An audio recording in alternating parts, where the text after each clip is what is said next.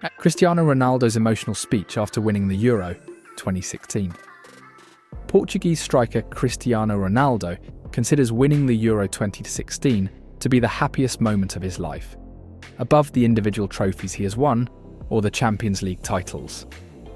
This is what he said to his teammates minutes after the end of the match, according to previously unpublished images released by the Portuguese Football Federation, FPF, in which the words spoken by the captain of the Portuguese national team in the dressing room after the final in Paris can be seen.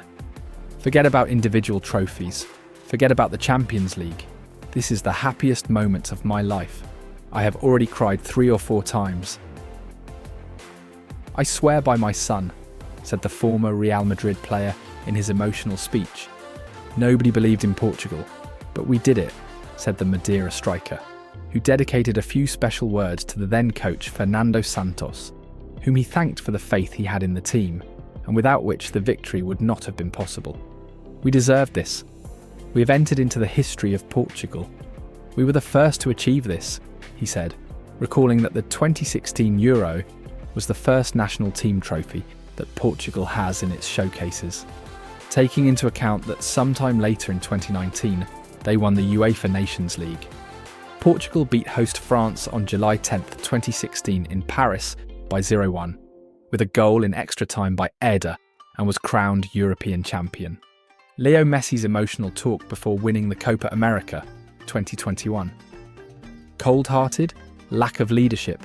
Nothing of the sort. Lionel Messi is the commander of his team, of the team that was crowned champion of America in 2021. This is evident in the images of the Netflix documentary Son Eternos, Campeones de America. The documentary gives a lot to talk about, and it is no wonder.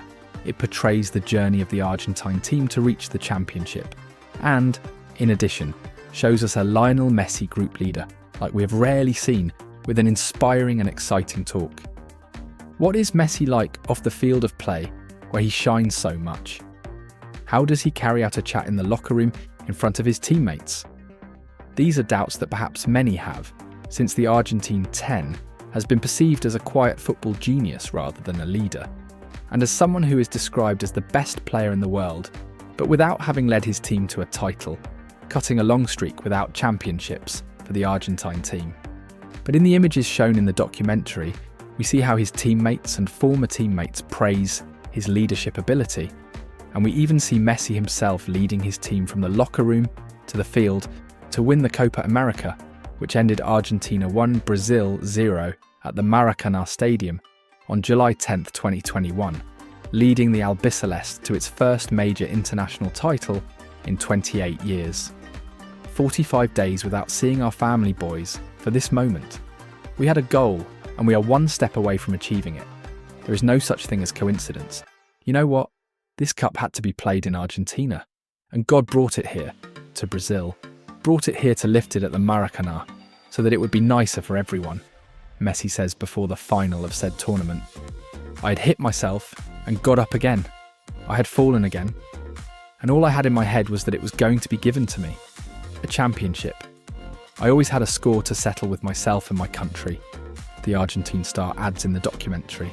They would later win the World Cup in Qatar 2022 and another Copa America title in 2024, played in the United States. Paul Pogba's motivational speech before the final in Russia 2018. Minutes before the French national team players took to the pitch at Luzhniki to play the World Cup final against Croatia, Paul Pogba took the reins of the national team's locker room and moved his teammates with this speech. In the heart, in your eyes, I have seen it, boys. We are focused. We are 90 minutes away from making history. One match, 90 minutes. I don't know how many matches we have played in our careers, in our lives, but this match changes everything. It changes all history. There are 2 teams and 1 cup.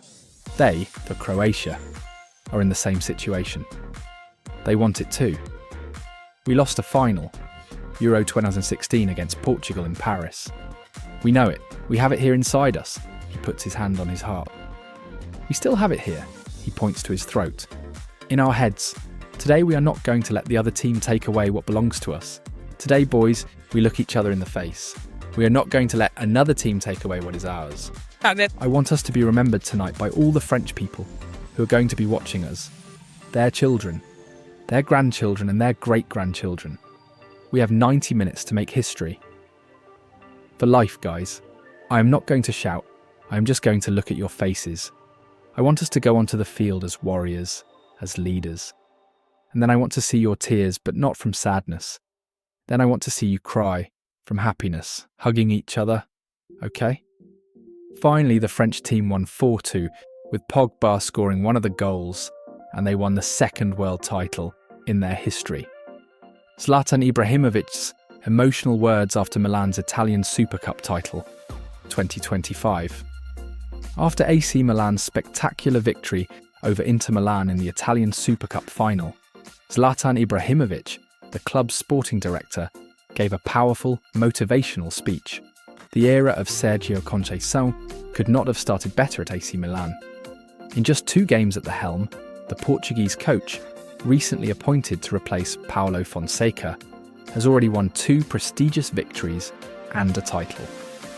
After beating the ever-fearsome Juventus of Turin in the semi-finals of the Italian Super Cup 4 days ago, 2-1, the Rossoneri continued this positive streak by beating their eternal rival, Inter Milan, in the final played in Riyadh, Saudi Arabia, 3-2, on Monday 6th January. Without a doubt, an encouraging start to the new term for the Rossoneri club. We have achieved one of our objectives. What we were looking for was a reaction. This is our reaction. Before speaking, I want to congratulate the coach and his coaching staff. In a few days, you have done a great job. Thank goodness you had a fever. Sergio Conceição. Otherwise, you would have destroyed more than a television. Congratulations also to the players.